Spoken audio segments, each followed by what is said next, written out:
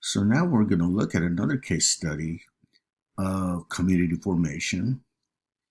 And this is going to be in contrast to the earlier discussion we had about the professional managerial classes of Chinese immigrants and how their influx drastically reconfigured Monterey Park and the San Gabriel Valley in Los Angeles. Here we're going to be looking at the San Diego area and discuss the historical and socioeconomic and especially economic, how that is going to lead to the formation of Filipino American communities in that area. And again, distinctly here, we see the influence of U.S. colonialism. But we also see how important the 1965 family reunification will be, and with that, the demand for professionals, especially with economic globalization by the 70s, 80s. So all of these things will come into play as we discuss community formation of Filipino Americans. Now, San Diego for the 20th century, it historically has been a Navy town. And since the mid 1900s, some of the biggest naval bases and the biggest naval training center is located in San Diego. So, one of the bays there used by the Navy was found in southern San Diego. And the suburbs around there, the southern part of San Diego, this is like Chula Vista and National City. And you can see this on this map here, Chula Vista, National City, right by the bay here.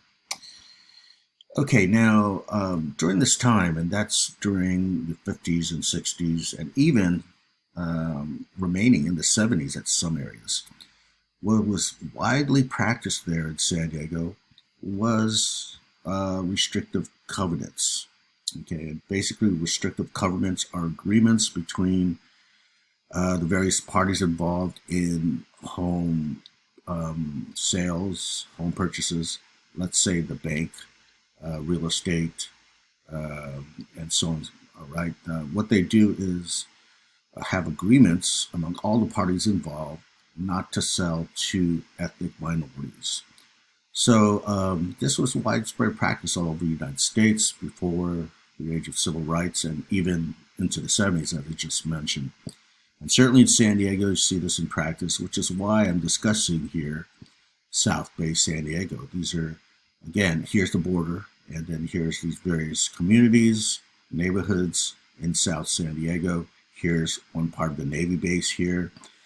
So this area is comprised heavily of ethnic minorities, and that's largely because of restrictive covenants. Basically, they were prohibited from buying homes in the more desirable areas of San Diego, maybe around here, and therefore they become relegated to the South Bay area until the 80s and 90s when they restrictive covenants, right, begin to prohibit it. But again, the restrictive covenants are intended to keep non-whites, poor non-whites, away from the most desirable neighborhoods. Now, when it comes to Filipinos in the Navy, this has a history stretching back actually to the earliest colonial period, as we discussed in the early 1900s. But by 1952, you see the recruitment of Filipino Navy stewards, as mentioned here. You see that all of a sudden increase in the naval practice of recruitment. Okay, and by the way, what are stewards? Stewards are basically domestic servants for Navy officers. These Navy officers, they had their own servants, basically. They were at their beck and call. They cleaned their quarters. They cooked their food. They served them meals and so on and so forth. Fetched whatever they needed, like coffee. They even did things like serve girlfriends and wives. They did serving even offshore and onshore. Okay, so It was basically a form of servitude. And the thing about stewards is it's a racialized job in the Navy, meaning that for the most part, racial minorities dominated the job of stewards. Okay, so why was there a sharp climb of Filipino stewards by 1952, by the way? Well, this is because African American protests during the post World War II era, this is reaching, the climax of the civil rights movement. And by this time, they began to demand equal work conditions. So this led to Navy officialdom searching for new stewards. Why? Because the naval officers really wanted to have that perk of having a servant.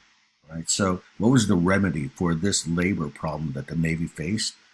Well, they came upon the idea to go to their former colony of the Philippines and recruit Filipino stewards.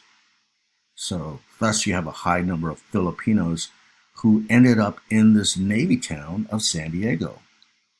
They were here whether they were already enlisted, or they just arrived here for training, and some of them would retire and they would decide to settle in San Diego.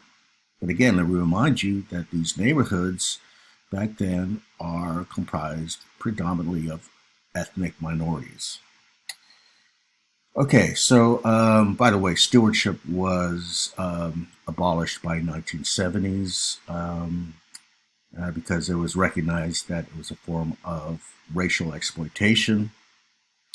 Yet the Filipino retirees, this is going into the 80s and 90s, they're considered the lower middle class. They remained in the ethnic neighborhoods in South Bay.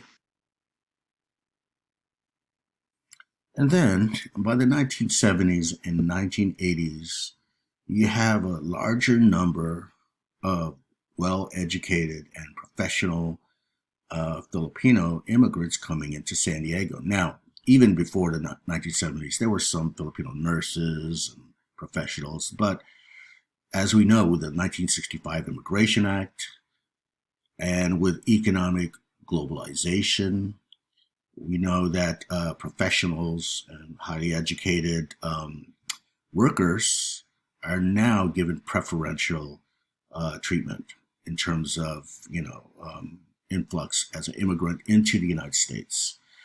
So that is going to affect the Filipino American community in San Diego, certainly added with family reunification, right? And, you see the Filipino American community just rising quite tremendously. In the 1960s, it was around 6,000. And then jump ahead to year 2000, it was around 120,000. And then with the latest census in 2020, it's hovering around 200,000 in San Diego. Now, what's going to happen is, and this is not exclusive to San Diego, but in fact, it's global, okay, not just the United States, but around the world, like Italy, Saudi Arabia, England. You see Filipino nurses leaving the Philippines and becoming part of that sort of what I call the International Division of Labor, right? So when it comes to San Diego and the United States in general, you definitely see a colonial connection here. And why is that? Well, even when the Philippines was a colony before 1946, you see nursing training programs established back then. These nursing training programs were taught in English by American teachers, okay? And then by the 1960s, 70s, in the United States, you see a serious shortage of nurses in the United States, largely due to low pay and it not being a very attractive vocation for some. And notice this is similar to the U.S. Navy's shortage of steward labor, right? This is dealing with labor shortage.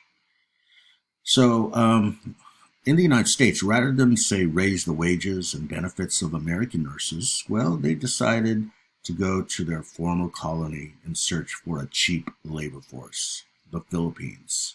This is the logical answer, right? Go to their former colony. We know there's that neo-colonial influence whereby the Americanized nursing training is still there. It's still taught in English, so there's no linguistic barriers when they come to the United States. And here we begin the more modern beginnings of the Filipino nurses in the U.S.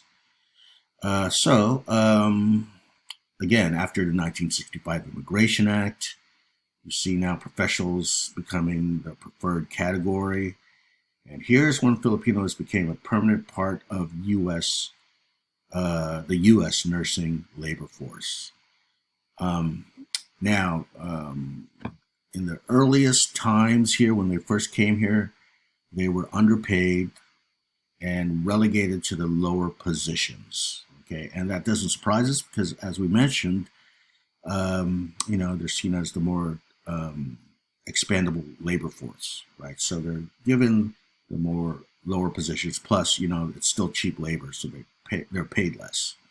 And by the way, at the same time in the Philippines, you see a phenomenon known as brain drain. And what is this? This means the exodus, the leaving, the immigration of professionals, the brains, the brain population out of the country, which is to say inhibits that country. So in the Philippines, there's a nursing shortage, but everywhere else, there's Filipino nurses. But here's the thing, the Filipino government and the Philippine state promotes not just nursing, but overseas workers in general. Why is this? Because of remittances, something we discussed earlier. That is to say, money sent back home to the Philippines, but this is, money that's earned in the United States, earned in Saudi Arabia, excuse me, and once it circulates in the Philippine economy, well, today, 10% of the GDP, the gross domestic product, is based on remittances from overseas workers. The Filipino government realizes how valuable they are, in other words. So, in a sense, they're almost literally pushing them out of the country. Okay. All right. Well, today you have about 20,000 nurses exported abroad. Yet even still today, they're put in the most strenuous positions, right? And we saw that during COVID when they tend to be placed on the so-called front line. Now, what happens in San Diego, returning to that, is now you have the lifting of restrictive covenants and redlining that was prevalent when the stewards were there. So that means that these professionals are able to move beyond the South Bay, the northern counties or the northern neighborhoods of San Diego. They're more desirable, but it does lead to what some people believe to be a class or social class cleavage in the San Diego community. And that's because, you have the middle class or even lower middle class retirees, like steward retirees here in South San Diego. And of course, there's some nurses who live here, but many of them could afford to live in areas like Mira Mesa and Scripps Ranch in San Diego. So you see this again, and it was more pronounced certainly in the 80s and 90s when you have this social class division. You can argue that started to wither away, but nonetheless, it was more pronounced back then. But again, we see how, socioeconomics, that's to say professional class versus the stewards who are the middle, if not lower middle class. You see the forces of globalization, just like the PMC with Monterey Park, but now it's the form of nurses. And you see how colonialism figures prominently in both cases, both the nurses and the Navy retirees. And it should be mentioned, still today, a lot of Filipinos still enlist in the U.S. Navy, still today, though